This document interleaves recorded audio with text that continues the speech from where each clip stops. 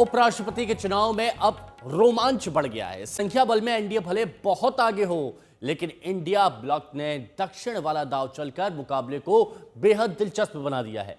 NDA ने तमिलनाडु से BJP के वरिष्ठ नेता और महाराष्ट्र के राज्यपाल सीपी राधाकृष्णन को उम्मीदवार बनाया, तो इंडिया गठबंधन ने सुप्रीम कोर्ट के पूर्व न्यायाधीश बी सुदर्शन रेड्डी को उम्मीदवार बनाया है। इंडिया गठबंधन ने लगातार यही कहा कि वो किसी गैर राजनीतिक चेहरे को उम्मीदवार बनाना चाहते हैं, तो ऐसा ही हुआ। राधाकृष्णन तमिलनाडु से हैं, तो सुदर्शन रेड्डी आंध्र प्रदेश से हैं। तो एनडीए के उम्मीदवार सीपी राधाकृष्णन और इंडिया गठबंधन के उम्मीदवार बी सुदर्शन रेड्डी, जो कि सुप्रीम कोर्ट के जज रह चुके हैं।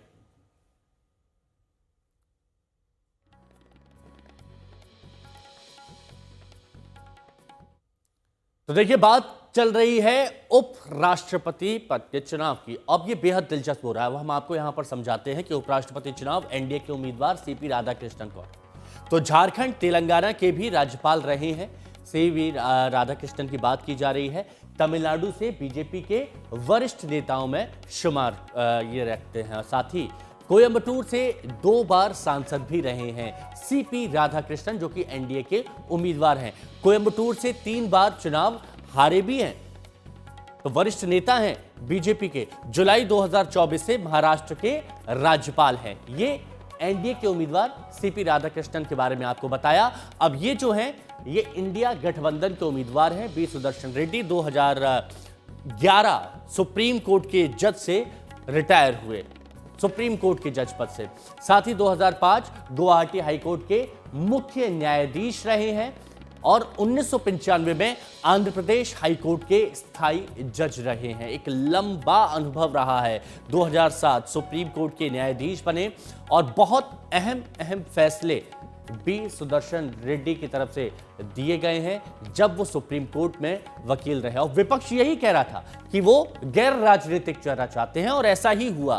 बी सुदर्शन रेड्डी को इंडिया गठबंधन की तरफ से आगे रखा गया है। Sri B. Sudarshan Reddy Garu is one of the India's most distinguished and progressive jurists. He has had a long and eminent legal career, including as judge of the Andhra Pradesh High Court. A consistent and courageous champion of social, economic and political justice. जी, विपक्ष की ओर से एक joint उम्मीदवार हैं इस उपराष्ट्रपति चुनाव के लिए। इन्होंने अभी कहा है कि उपराष्ट्रपति चुनाव एक विचारधारा का टक्कर है, और क्योंकि सुदर्शन रेड्डी जी हमारे स्वाधीनता संग्राम और हमारे संविधान के मूल्यों को प्रतिबिंबित करते हैं, मूल्यों के लिए उन्होंने अपनी सारी जीवन लड़ाई लड़ी है, वो उम्मीदवार बने हैं। और सारे विपक्ष पार्टियों ने सर्वसम्मति से इनका नाम चुना है। मौसमी सिंह हमारी सहयोगी इस वक्त हमारे साथ में जुड़ चुके हैं।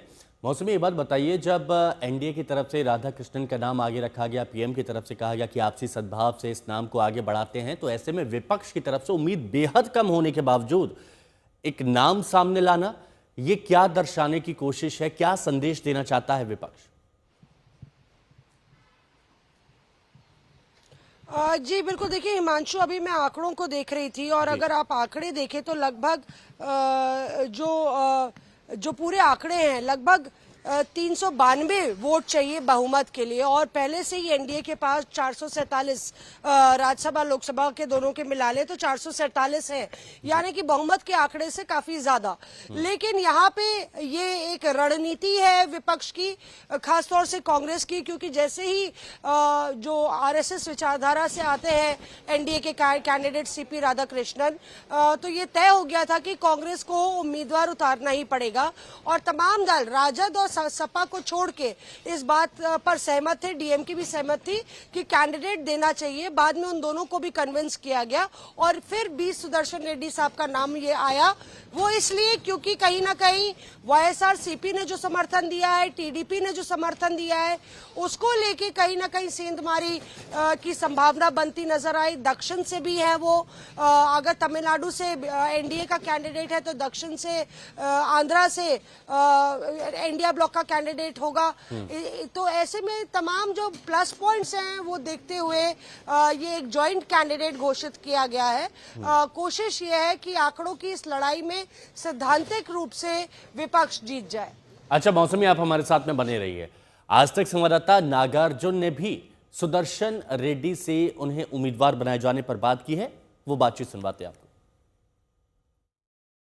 I thought it would be appropriate, yes, to consider the request made by the national leadership. okay, And as you know, India Alliance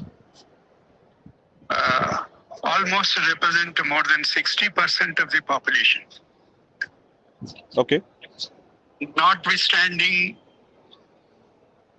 their numbers in both the houses. yes, So I consider myself as a candidate representing more than 60% of India's population.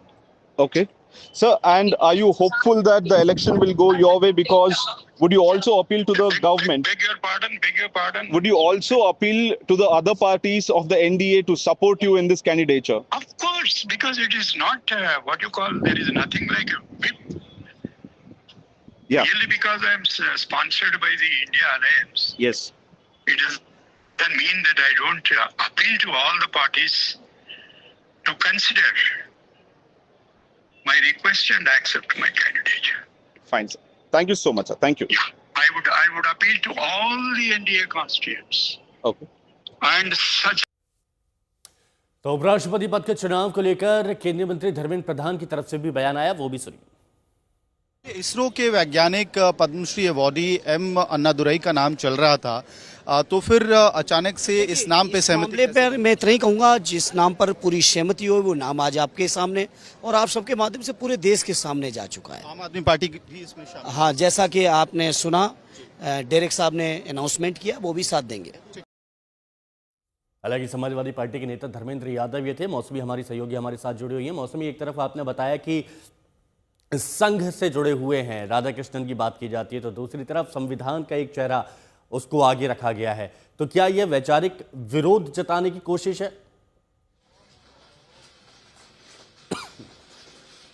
एकदम, देखिए यहाँ पे जिस वक्त SIR की लड़ाई विपक्ष को लगता है संसद में हम हल्ला बोल रहे हैं, वहीं उनको लगता है कि बिहार में विधानसभा चुनाव भी है।